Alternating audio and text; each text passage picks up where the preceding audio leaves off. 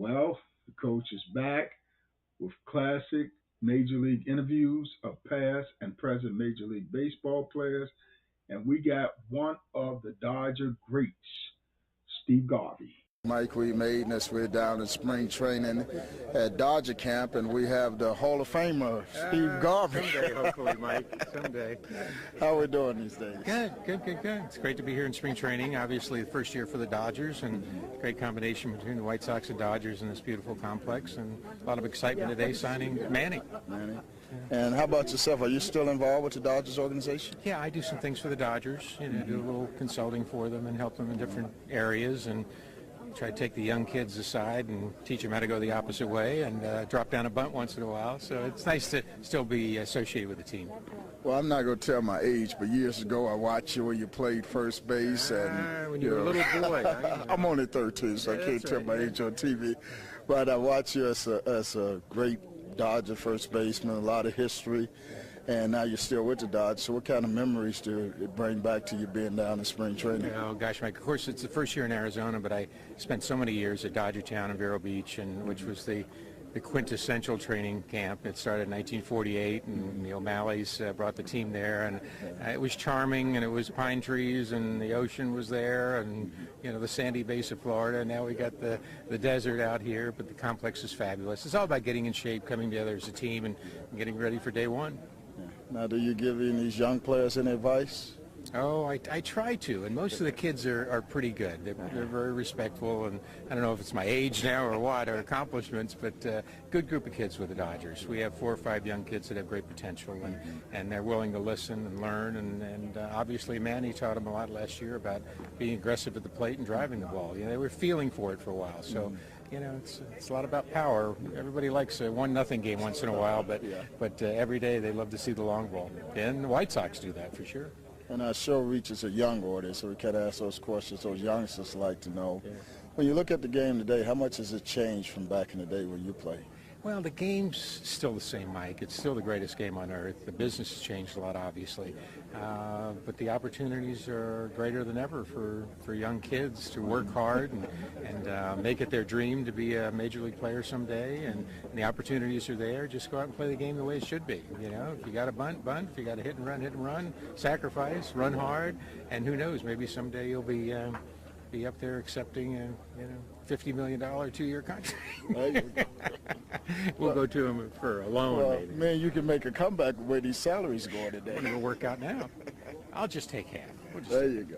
The coach on the road with Steve Garvey.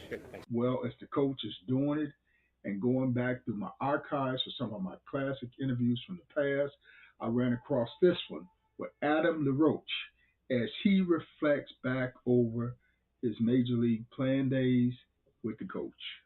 Welcome back to Talk to Me with the coach, Mike. We're taking youngsters behind the scene with once again what it's like being a Major League Baseball player. And we got the man here for the White Sox, the youngster here. Yeah, thank you, man. I haven't heard that. I've been called old man all year. Kind of refreshing to be called a youngster once in a while. So, you have a pretty stellar career in the big leagues. You got some career records, and admittedly it's been kind of off season, but that's about ups and downs of the season. But just reflect back your years being a major league ball player. Well, it goes without saying, it's been a dream come true. This is something. We got my dad here the last couple of days, and he coached back in the day for the White Sox, and it's funny just sitting talking with him and talking to guys that were here when Dad was here. It brings back memories of being my son's age, who Drake, as you know, runs around all the time, being his age and coming to the ballpark with Dad and running around and kind of having that vision when you're out there of like, man, this could be me one day. This could be me, in uniform playing on a major league field. Mm-hmm. And then you look up one day and you're there, and you're doing it. And then you look up one day and you're towards the end of your career and it's about over. So it flies by, but man, I wouldn't trade it for anything. I've loved the competition and the playing, but I think more than that, I've just the relationships I've made and the being a part of a team for the last 15 years. be around these guys every day for 7 months, and just the camaraderie of going out to battle every night, with the guys, and developing those friendships is stuff that I'll never forget and will never be able to replace. And I mean, you should say your son's around the locker room. You grew up around the locker room. I mean, what is it like really just growing up around? I mean, some kids never get the privilege of even seeing inside a major league locker room, but you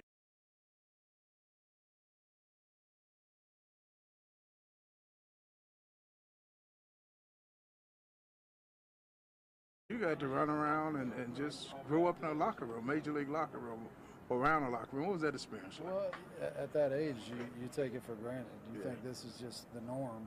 It's not till you get older till you look back and really appreciate that, man, how many other kids got to do this and got to grow up like this. But it also let me know, like, being around the major leaguers at a young age, I didn't look at them as, superheroes. I mean, I thought it was something that was realistic for me to do. Yeah.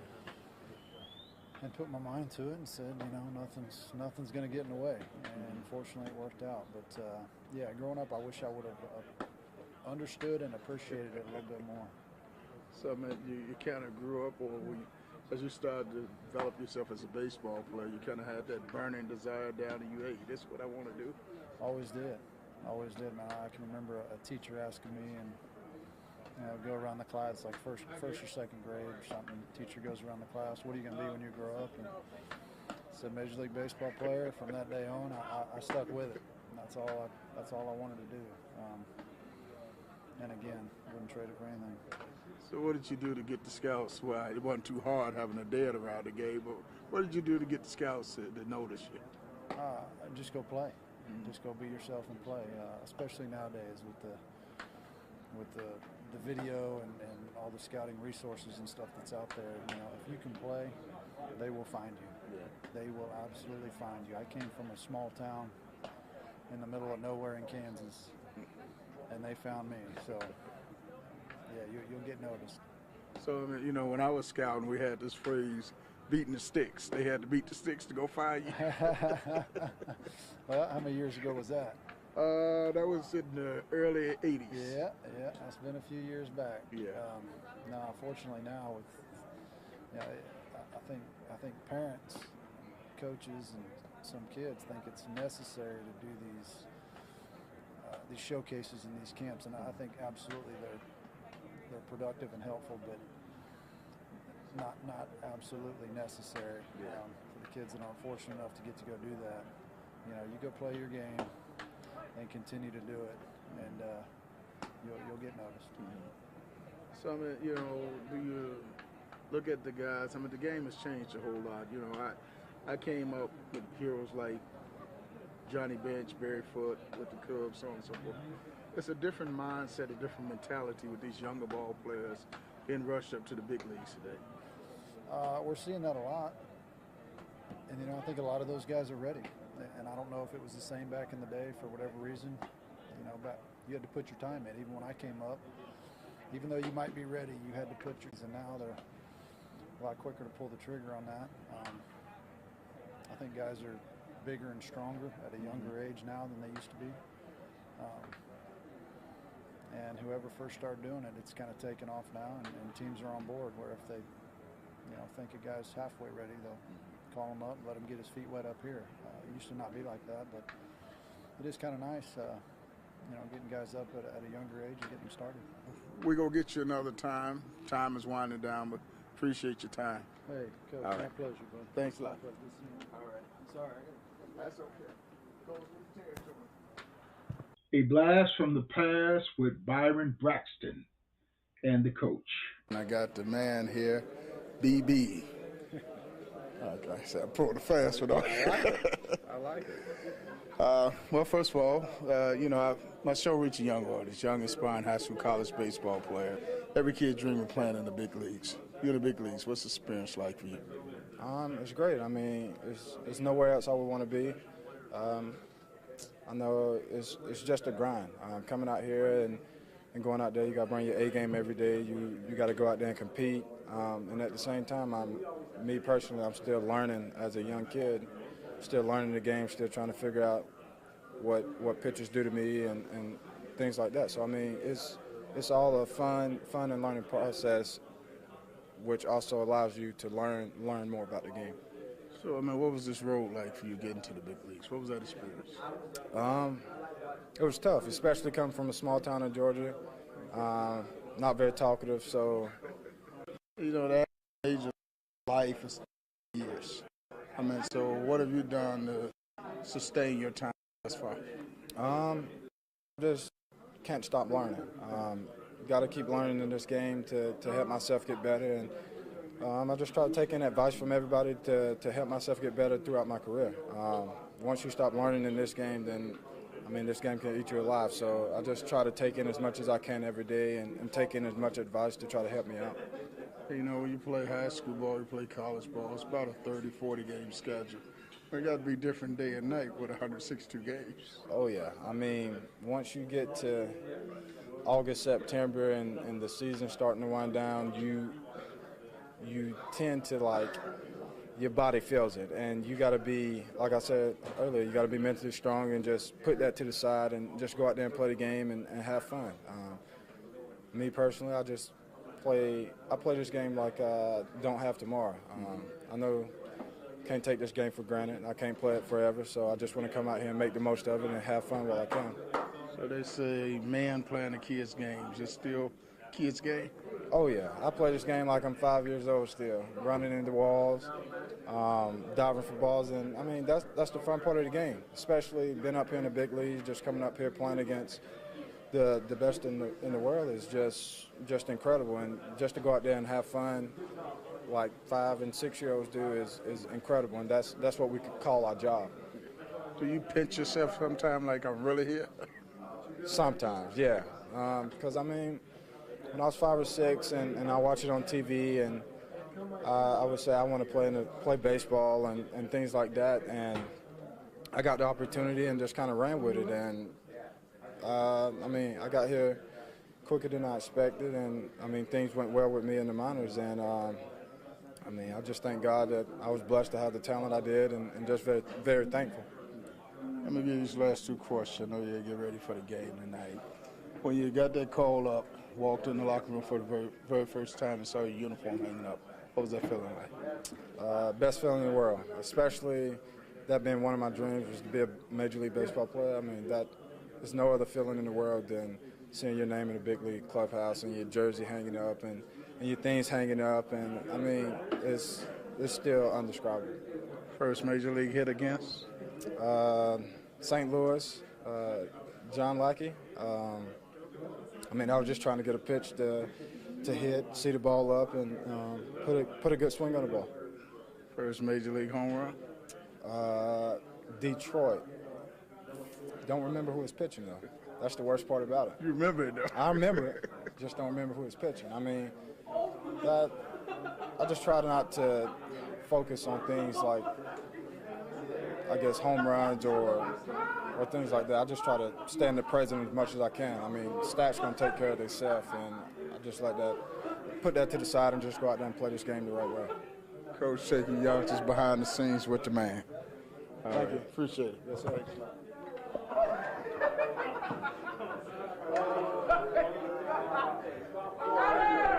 A blast from the past, classic Major League Baseball player interviews with the coach, www.blastfromthepast247.com. Well, you know, in order to make it in professional sports, you got to have an agent. And one of the greatest agents of this day and time, and one of the most known agents, is super sports agent Scott Borges. And the coach had this interview in spring training with Scott Borges. Classic Major League interviews and the coach.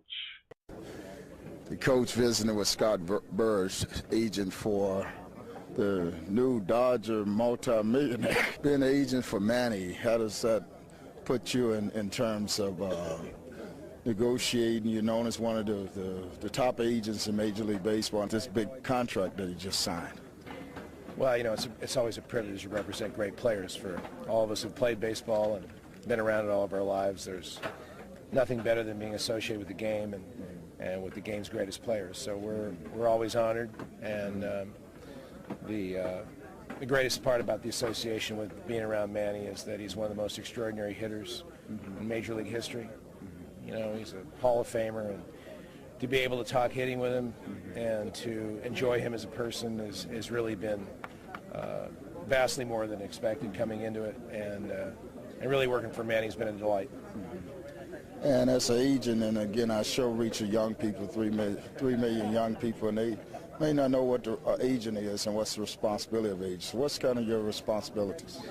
Well, I don't know. I think they may vary depending on who is. I know I'm an attorney, and I'm a former player, and I only represent baseball players, so I don't know what agency is outside of what I do in my specific sport in baseball, but it's a great relationship. You have a job where for like 7 months out of the year you're involved with talking about the game, the psychology, players' conditioning, his approach to the game, all the things he goes through, the ups and downs.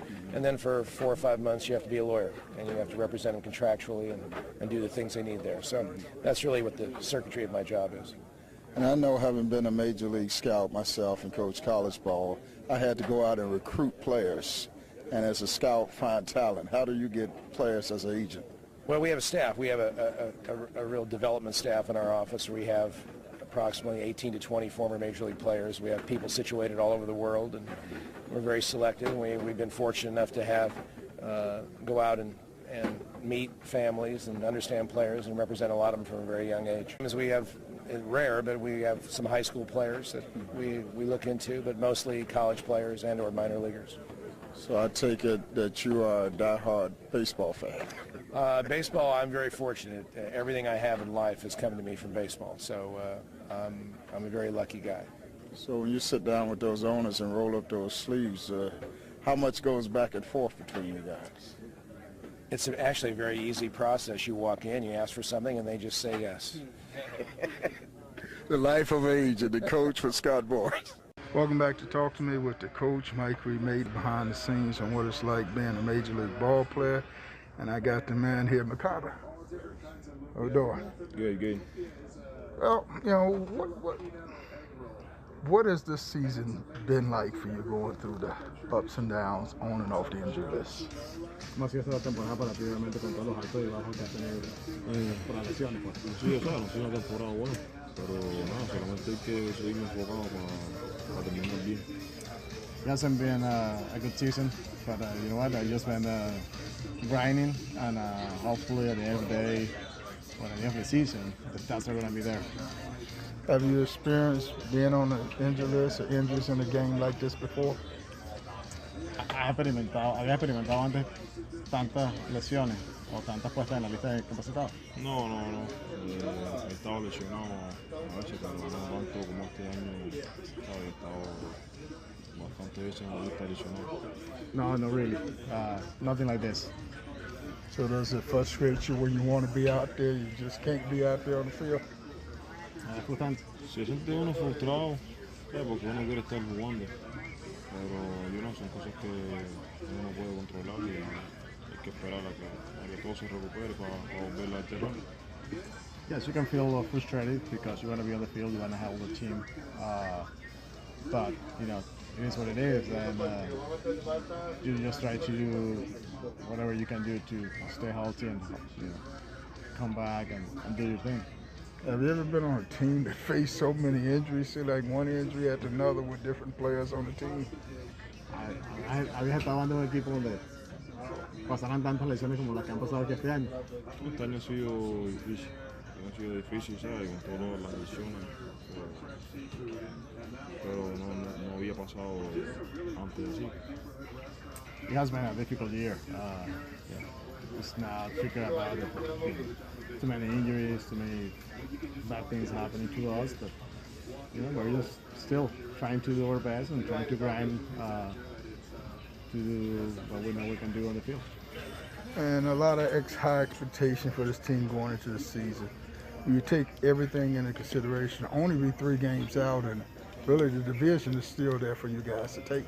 Con todas las expectativas que había con este equipo a principio de la temporada, pues, y pese a todo lo que han pasado, ver que nada más están a 3 juegos de diferencia de los líderes, ¿cómo ustedes ven esa situación? Porque están ahí cerca. La temporada todavía no se ha acabado, todavía queda mucho juego por delante, eso hay que seguir, seguir peleando para conseguir lo que queremos. It's a long season. We still have plenty of games to play, plenty of games to catch up, and we all have to keep trying to win every single game. And what about your fan base back at home? I mean, it seems like you got a big following, but every time I interview you and we look at the numbers, they go up. They follow you from all over. La gente que te sigue a ti, los fanáticos que te siguen, dice que cada vez que él te entrevista y pone la entrevista en las redes sociales, sus seguidores suben. Realmente poca gente que te sigue a ti. No, bueno, me sigue gente, pero tampoco es que me sigan tanta gente. I have followers, but I don't think I have as many as you can think. So what about Chicago? How have you adapted life being a part of Chicago? ¿Cómo te has adaptado a la vida aquí en Chicago? Normal, no soy una persona que sale mucho aquí en Chicago. O solamente terreno para la casa y la casa para el terreno. Smooth, smoothly, I'm not a person that likes to go out much. Just from my home to the ballpark, from the ballpark to home. So for our Chicago fans, what about Chicago pizza and Chicago home food? ¿Qué tal? No, yo en realidad como en la casa. Normalmente como en la casa, no como fuera. I eat at home. Oh, so you take the chef home with you. The chef do all your cooking. Tú tienes tu chef en la casa, hace todo, o sea, No, la cocina en la casa. Mi esposa es la que me cocina. Y ahí todo bien. My wife is a chef.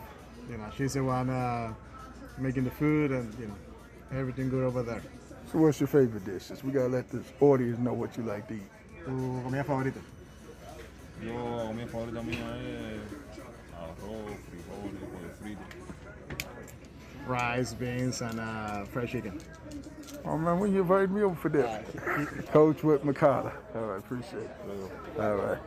Talk to Me with the coach, Michael E. Maiden, a blast from the past, as we take you back and share with you some of Coach Maiden's best interviews that include past and present Major League Baseball players. www.blastfromthepast247.com. Well, he was one time a member of the Kansas City Royals. As the coach digging back in those archives and pulling up those classics, and this one was with Eric Hosmer. Back in 93, what do you remember? Welcome back to Talk to Me with the coach, Mike E. Maiden, as we're on the road once again, taking youngsters behind the scenes on what it's like being a big leaguer, and I got the man Eric Hosmer. Did I get it right? Yeah. All right, Coach, good to put your name. All right, yeah, no problem. How we doing today? Good, man. How about everything with you? Good? What's this big league experience been like for you?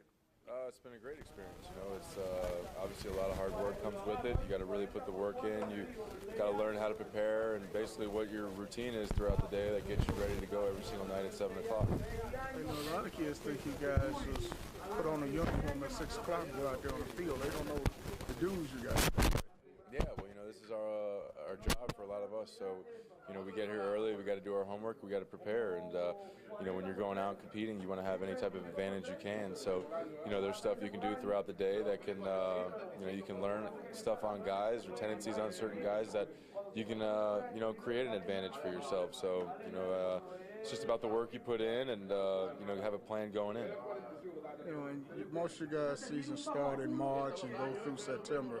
I mean, what kind of wear and tear does the body take during the course of the season? It takes a lot, it really does. That's why it's important in the 4 months you have in the off season to really get your body in good shape and get your body prepared for 162 games because physically it's hard to have that same energy every single day, but you want to try and prepare yourself and prepare your body for that endurance coming as long as you can. We all play to be crowned champions, and you guys got that throne last year. How did that feel? It was incredible. It really was. There's a lot of work that goes into it. We, especially this team, we've been playing together a lot of years, not only in the big leagues, but in the minor leagues as well. So it really means a lot. And as a player, that's the reason you put on all the hours in the off season. It's why you put all the work in each and every day to try and ultimately win that championship, and finally accomplishing it was awesome. And being fortunate enough to have the same team come back and have another opportunity at one makes it real motivating for us to come back this year. So when you got that World Series ring, how special was it? Oh, it was incredibly special. It's as a player, it's everything you work for. It's something that every guy's dream is to make it to the big leagues, and once you accomplish that, it's to win a championship after that. So it's special doing it. I used to coach college baseball, scout for 5 major league teams. My first playing scouting job was with the Royals, so I felt kind of a little salty. I didn't get no ring. Yeah, I can tell why, or I know why, because it really takes effort from not only the players but the front office, the scouting department, the player development, and all that. So just how much work that goes into it when you go through a system and you see all the work that the scouts and the coaches and everybody puts in. Well, I could play your ring a little bit if you want me to. No, mine's in a safe, and I'm the only one that's going to be wearing that. I tried anyway. Yeah, it's worth a shot. So, when you reflect back over this big league career that you had, take us back to when you got that call for the first time you were making it to the big leagues.